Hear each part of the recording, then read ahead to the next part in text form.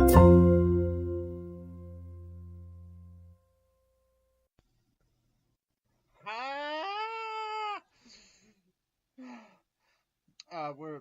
This is another episode of Woke Nation, brand new episode. I told you we're going to be doing more episodes than just one a week. For a while there, I was even doing just like one every 2 weeks going into the holidays. So I betrayed you all. But no, we're going to be doing more. Like I said, it's 2019. Ah, dang it, this light is blinding me. Hold on a second. Yeah. So anyway, this is an episode that is in tribute to all the madness going on with the wall right now. Um, you can sum it up very clearly on the right by saying, well, you know all the old tired arguments. I don't need to put them all out there because we all know them. We've all heard them 1,000 times before. Illegal immigration is destroying our economy for low wage and low income workers. Duh. I mean, this isn't debatable. It's common knowledge. Um, they talk about on the left. You'll hear the counter argument that that immigrants, and this is interesting too. You constantly hear on the left that immigrants they commit crimes at a proportionally lower rate than legal than American citizens, and for a while I heard that and I was like, okay, well maybe they do, maybe they don't. I've heard it go back and forth, but then I started to think to myself, um, well, what exactly do you mean by immigrants? Are you talking about illegal immigrants or legal immigrants? I mean, is it both, just all immigrants? Because we're all kind of immigrants. So who exactly are you referencing when you say that? Are you talking about immigrants that have only been here for maybe a year or so, maybe a couple years that are on visa? Like, who exactly are you talking about when you bring this statistic up? And what exactly does it mean anyway? Um, I know they're kind of combating the old idea that some people on the right put out, that illegal immigrants come over here and just rape, pillage their way through the country, which, whatever. I mean, there's evidence that some of them do that. I would never say that they all do it, but there's evidence that some of them do it, of course. Um, but yeah, when the left comes back and says that proportionally they commit less crime than American citizens, um, again, I would say, well, which immigrants exactly are you talking about? Who did you poll for this statistic? What was your criteria for an immigrant? How long, like, so, whoever it was that you looked at, how long were these people American citizens? Last 5 years? Were you just looking at illegal uh, aliens, people who weren't actually citizens? Is that who you're talking about? Because that can be actually kind of hard to nail down the crime statistics on them because they're not citizens. A lot of times they give fake names. They never show up to court. They disappear and then reappear 5 states over with a different name. They don't have social security numbers. They're very hard to keep track of. Um, and they know it, so they take advantage of it. Um, so really, who are you pointing to when you say that? It's just not it. Both sides try to make these talking points sound very simplistic and just very easy. Like there's no depth to either side's talking points at all, and that's a perfect example of it.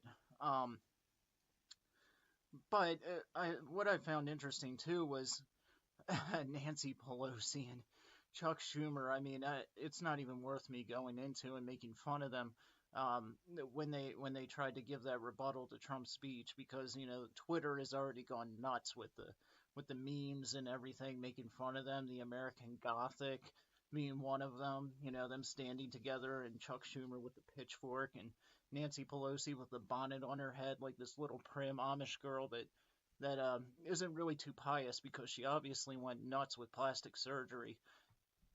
Um, so yeah, but what I found fascinating was they don't. It's like, what is their position exactly? Because they acknowledge, they can't deny, because there are videos of that bonehead Chuck Schumer just going on and on about in 2009 about how we need to secure the border and illegal immigrants are hurting our economy and how it's not fair how they get things free and the same talking points that Trump basically puts out. Chuck Schumer was saying a few years ago, and Nancy Pelosi and a lot of the other Democrats. So now that Trump wants the wall, they say it's immoral. Well, they can't really say why it's immoral. What's immoral about a wall, but is not? How is a wall, a barrier like a wall, immoral? Just when it's at the southern border, but yet it's clearly been shown by pictures on Twitter and everything that Nancy Pelosi. That's the funny part. She has a wall around her freaking house. Of course, Chuck Schumer does, Obama does. They all have these massive walls around their houses. So really, what's immoral about it? They say it's ineffective, but I mean, come on. I mean, you would have to have Down syndrome to think that, or just be just completely like shot out in your brain to think that a wall is not effective. It is so obvious. Look around you. Where walls are, they are effective. Israel is the most obvious one, and people get tired of hearing about Israel. I know, I get it, but Hungary is a perfect example too. Um, in 2015, when Angela Merkel, the arch villain of Europe, decided to throw open the borders to the world of Europe. Um, Hungary was kind of in the middle of all that. The migrants would just come traipsing straight through Hungary, leaving trash, debris, and crime in their wake. And that's not an exaggeration. It's true. The statistics that bear it out. I've read about it. And so they would use Hungary as kind of as a traveling route to get to other places in Europe, like the UK and whatever. Um, and eventually the Hungarians got sick of it and they elected Viktor Orban.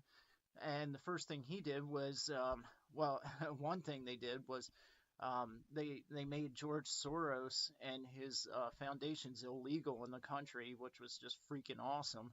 And the second thing he did was put a wall around the points of entry in Hungary. And illegal immigration dropped, I think, like 90% in that area. So, yes, it obviously works. Wherever there's a wall, it's going to make it harder for people to walk in. And this was rich. Jim Acosta, you gotta love Jim Acosta because he's like just he pays it forward. Like I think he is. I've heard this theory before, and I think it's pretty obvious. Jim Acosta is a Republican, and he joined CNN. What he's got to be paid by like the Koch brothers or something, or I think he takes his orders straight from Donald Trump because I mean the guy always sets out to he always ends up proving our point. He went down famously. It's all over Twitter right now. He went down to the southern border in Texas, and he's like, "I'm gonna go down there and see what's going on." That's basically what he said, because the guy, can't. He's not very eloquent in his speech. We'll put it that way. This is Jim Acosta, the guy who looks like he just got both of his got his tonsils removed on both sides. His face is like all ballooned up like a deformed chipmunk. But so he goes down there and he, like an idiot, this is Jim Acosta again. This is the best that CNN's got. The guy that, half his brain probably melted or something. He probably stuck it in the microwave to see if his one actually worked and then turned it on for 3 minutes. But he goes down there and he's like, "Oh, I'm gonna investigate and see if there's a crisis down here. I'm gonna go on down here and see if there's a crisis." So he goes down there, right? And where do you think Jim Acosta goes? Now, I mean, to be fair to him, he kind of did go to the place where Trump was going to be in Texas, because Trump was going to inspect the border and have a press conference and blah blah blah. So Jim Acosta did go to, I think, the same area that Trump was going to be in. So, and to be fair to the man, but he decides to check out all these different areas that have a freaking wall. And then he's like, there's no migrants here. And he asks a couple people if there's crime or if there's a lot of illegal immigrants coming in. And the people are like, no, no, no, no, things are pretty calm around here. And so Jim Acosta is looking into the camera like he just discovered something, like a gold mine has opened up and the gold is shining on his face, and his eyes are all bug-eyed, and he's like, ha, secretly thinking that he's got one over on all of us because he went down and did something that his side never does, which is legitimate journalism. But he doesn't, like the idiot that he is, he doesn't realize that he just proved everybody's point on the right. He checked out all the places where there's a freaking wall, and then he's like, oh, there's no, of course there's not, you idiot. That's what we've been saying this whole time. That's why I think he's like a rogue operator or something. Like this is actually like Mission Impossible playing out, and the mask is gonna come off, and it's actually like Ethan Hunt or something like that. Jim Acosta is really just Ethan Hunt's alter ego, and Ethan Hunt's a Republican.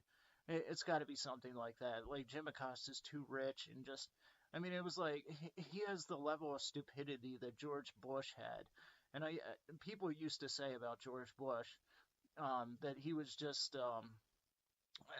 I remember Michael Knowles saying that the guy's actually very intelligent, and he would have competitions with his cabinet to see who could read the most philosophical books, who could get through Voltaire and Plato and Aristotle the fastest. But then the guy would get in front of a camera and he couldn't even put a sentence together. I mean, he had less command of the language than Nancy Pelosi and Maxine Waters put together. He'd be like, our enemies are trying to destroy us, and so are we. That was his idea of like convincing us that we should go in Iraq. It's like, dude, really? Come on now. Anyway, so yeah, Jim Acosta goes down there, and it's just a joke. I don't understand what the Democrat position is. They fully acknowledge that there's an issue down there. I guess what it comes down to is that they think that the president, I mean, obviously they think he's like way blowing this out of proportion, that there's no crisis or anything, but it's obvious. If American citizens are dying, which they obviously are, and if drugs are coming into our country, now they claim they're coming in mostly from the port of entry, but I've heard contesting stats on that. I've heard that yes, while there are a proportionally larger amount of drugs going through the port of entries, there are still millions of dollars in drugs coming in across the border outside of the points of entry where a wall would stop it or make it more difficult. There's that they say the ports of entry is where most of the drugs are coming in. That's what Chuck and Nancy say, which that just sounds like a bad sitcom right there, Chuck and Nancy. But like whatever. They sound like it sounds like what it is. Two bitter old people who should be in a nursing home. Because without medication, and their whatever. Anyway, it's been proven that their talking point is that most of the drugs come through the points of entry. But it's been proven that, okay, so we'll say 70% does.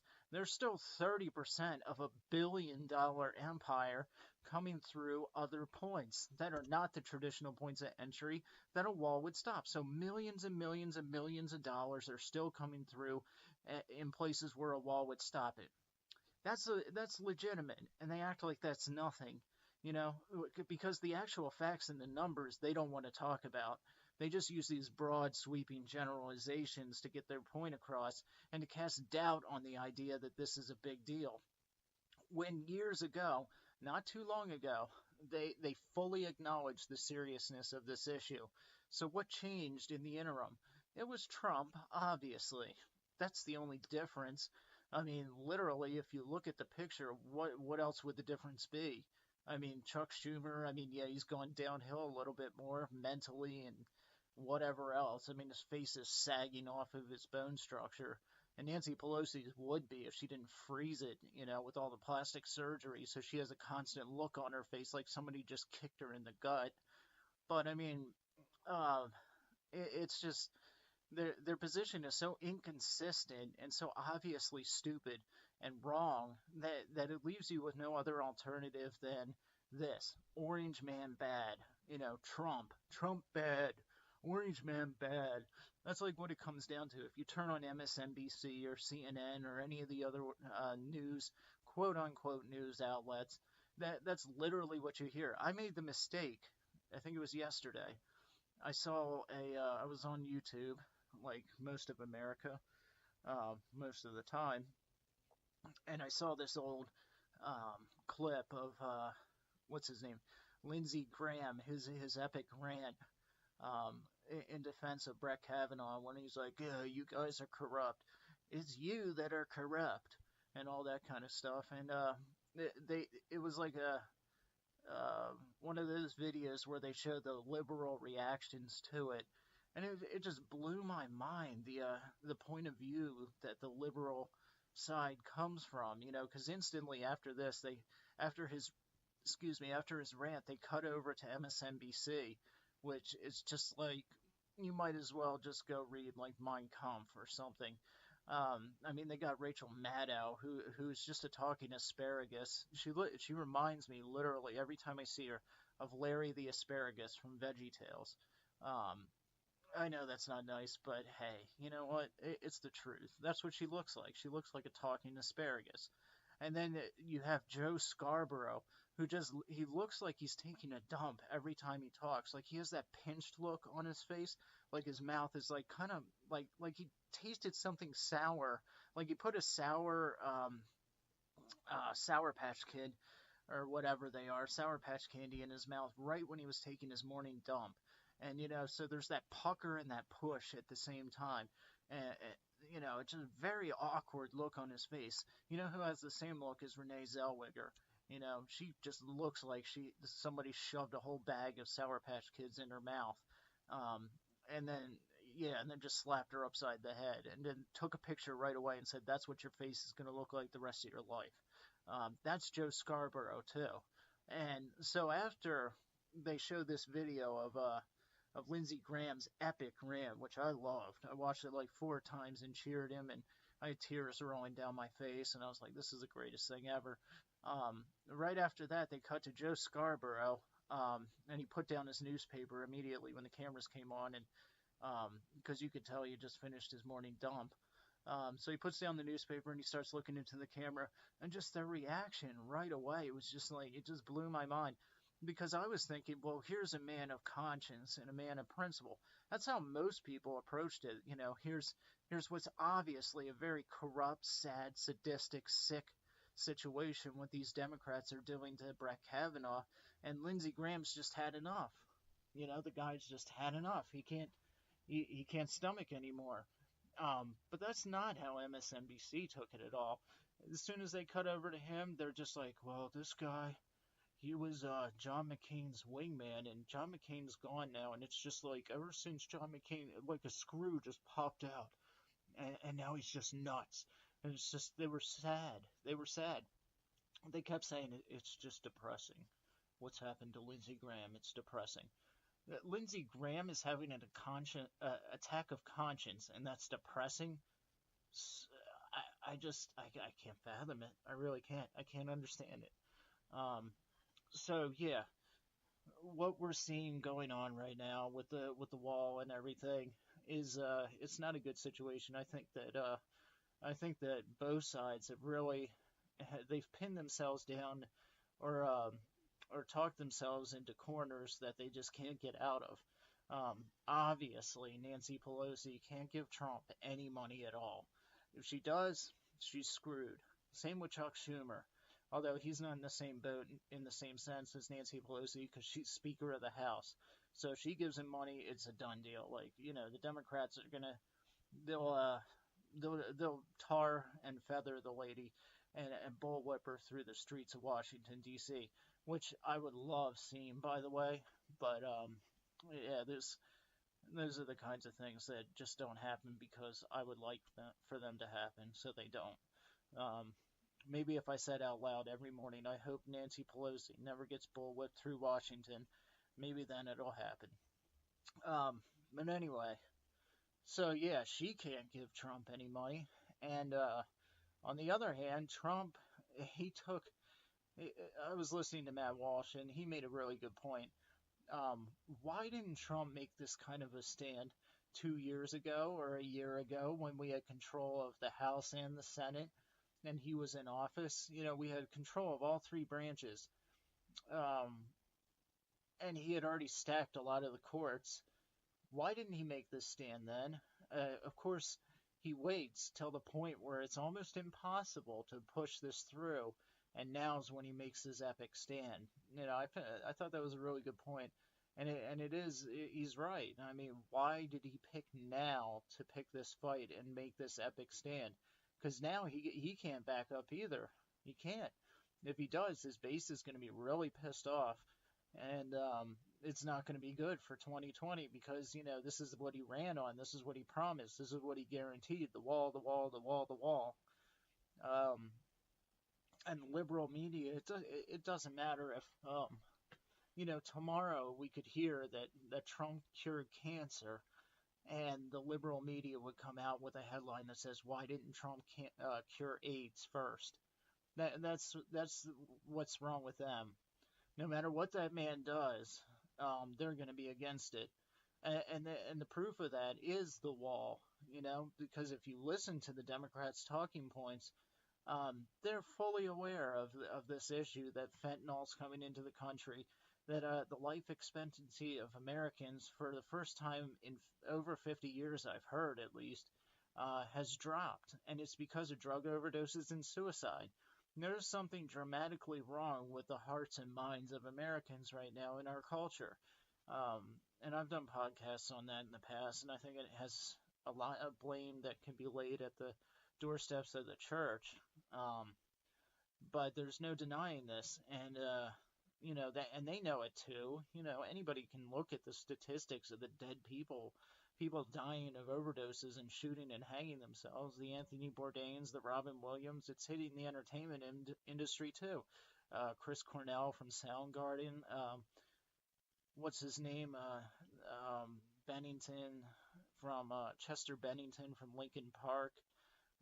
Not to mention all the celebrities that are going off to rehab every 5 minutes. Look at Charlie Sheen, Lindsay Lohan, all of them. And the ones that aren't in rehab are still a mess, but they're celebrated for it. That's part of the problem. We celebrate people that are a mess. We watch them. We're fascinated with them. Kind of like when you put like a bug under a microscope and watch it as it slowly dies in front of you, and you're fascinated with the process of it dying. You're entertained. Your mind is taken off your problems for a little while as Britney Spears slowly commits suicide in front of you. Sells a lot of newspapers too. That's another thing. In Touch magazine and all those other ones that put them all over the front covers. Lindsay Lohan passed out in the back of a limo seat with a big star over her private parts because she just didn't cover up because she's blacked out and passed out. That stuff sells magazines, and these magazines are going out of fashion, out of style. Less and less people are buying print news and print magazines. And so they latch onto this stuff because they know the lowest common denominator is always going to sell in a society like this. Just like they said in Gladiator, are you not entertained? But yeah, and the whole entertainment thing, that's what the news latches on too. They have their little talking points. And if you watch the liberal news, you watch the talking asparagus, Rachel Maddow, and Mr. Morning Dump Joe Scarborough. You could literally sum it up just by Orange Man Bad. So today in the news, Orange Man Bad. Yesterday we heard a news report that said Orange Man Bad. Tomorrow we'll bring you another developing story of Orange Man Bad. That's literally it. Orange Man Bad. That's literally all they say over and over and over and over again. And I'm going to laugh one day. I was thinking about this while I was driving. What if one day just Trump snapped? How funny would that be? I was thinking, like, what if he actually did snap and there was just this, like, a blood vessel in his forehead? You could see it just, like, kind of throbbing. He's sitting there surrounded by his cabinet members and everything, and they're like, well, sir, yeah, Nancy Pelosi again has shot us down, and in the background is CNN going, Orange Man Bad, Orange Man Bad, Orange Man Bad. and his followers like Ann Coulter and everybody are putting so much pressure on him.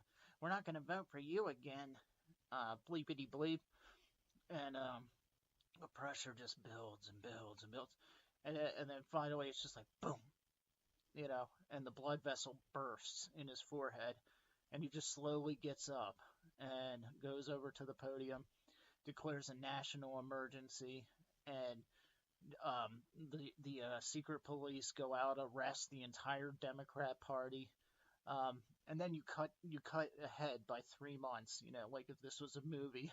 I was thinking about it like if it was a movie, and you cut ahead to like 3 months to another caravan. Like the scene changes to a caravan coming up through Tijuana, and they're just approaching the American border. And there's like dramatic, hopeful music as they're like, dun, dun, dun, dun, dun, dun, dun. They think that they're, going to get into the land of promise and hope. And you start to see a wall in the distance, and they're still excited, but they're starting to get a little apprehensive. What's this wall? We didn't know there was a wall. When did they build a wall? What they don't know is that Trump snapped. But anyway, so they get closer and closer, and there's probably not fog down there, but for the dramatic sense in the movie, to make the scene more dramatic, there'd be this like fog just rolling across the picture, and slowly you begin to see that there's like little spikes on the top of the wall, like to prevent people from getting over, and they're like starting to look at each other and hold each other's hands. Now it's like, this isn't so good. What's going on here? And they get closer and closer, and the music's getting more dramatic, and then the fog starts to roll away, and you start to get a clearer picture of what is actually there. And it's just this big wall with these spikes on top of it, and right where they are, on top of all the spikes, is like Nancy. I shouldn't be saying this in public, but like Nancy Pelosi's head and Chuck Schumer's head, Maxine Waters, like even Rachel Maddow and Joe Scarborough. Like Trump just went nuts and cleared house, killed everybody, and then put the Democrat Party's heads. Like there's Alexandria Ocasio-Cortez's giant white eyes, just like, and she's just skewered on a pike up there. Or Nancy Pelosi's frozen face, probably with no other expression on it than the one she normally has, because how could it change? It's plastic. And then Chuck Schumer just gaping down at these people. Anyway, I know that's sick, but I don't care. I thought it was really funny. Just thinking of like if there was a movie scene, just Trump snapping, and then these people walking up and seeing the entire Democrat Party's like all their heads just mounted on the wall. Like Trump just like totally went Vlad the Impaler and killed everybody that opposed. Jim Acosta's just dangling there, with a sign that says "Keep Out" nailed to his chest. All right, I'm done. I'm done. So I thought that would be hilarious and poignant. Not that we should want anything like that to happen, of course. Of course. Only in our darkest fantasies. Anyway. So yeah, it's madness right now. I'm very interested to see who will blink first, because this is a political game of chicken going on right now. My money is, honestly, I hate to say it, but my money is on, if anyone, as far as the stalemate goes, my money's on Trump blinking first. I don't want that to be true, but it's just what my gut's saying. But I do think that probably because Lindsey Graham really has his ear these days, and Lindsey Graham is on Twitter right now saying that he should declare a national emergency, a state of crisis, and just build the wall anyway. I think that's probably what's going to happen, that's going to tie up all of 2019 right there, just with the controversy, the courts, everything. And it'll set the stage for 2020 because, the Democrats are going to explode, of course. But Trump's followers are going to get his back on this because this is everything. This is everything he promised. They're going to get his back. They have no choice. Well, they have a choice, obviously. But, if ever you were going to support him, wouldn't it be then, now? I mean, come on. He's actually fighting for what he promised, unlike any other president in recent living memory. Certainly in my memory, but I'm only 32, 33. I'll be 34 this year. My memory is basically Obama and Bush, and both of them were atrocious. Obama just is unspeakably bad, and George Bush, I literally thought about shooting myself every single day that he was our president. I was just despondent, depressed. I just sat staring at the wall watching paint dry for 8 years, literally. Was he in there? He was.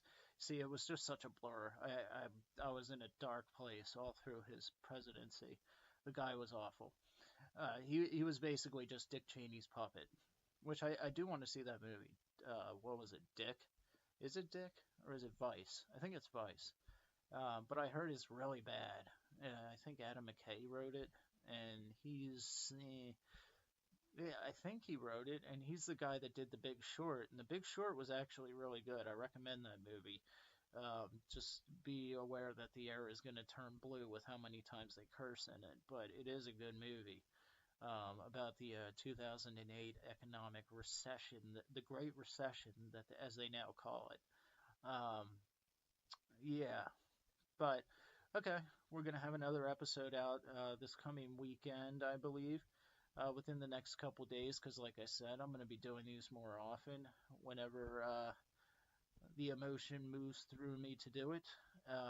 Subscribe on iTunes, on YouTube.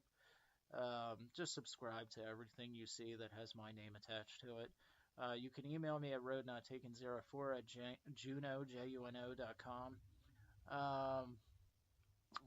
If you run across Rachel Maddow's Twitter account, tell her she looks like a talking asparagus. And Joe Scarborough, too, the morning dump, man. All right, that's it for now. I hope this has been uplifting and positive for you. Until next time, good night, and God be with you.